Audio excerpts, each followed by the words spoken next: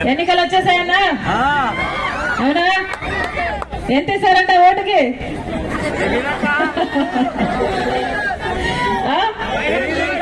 ఐదు.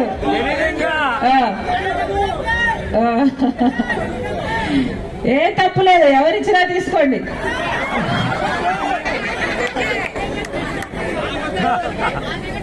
కానీ ఓటు వేసేటప్పుడు మాత్రం ఒక్క నిమిషం ఆలోచన చేయండి.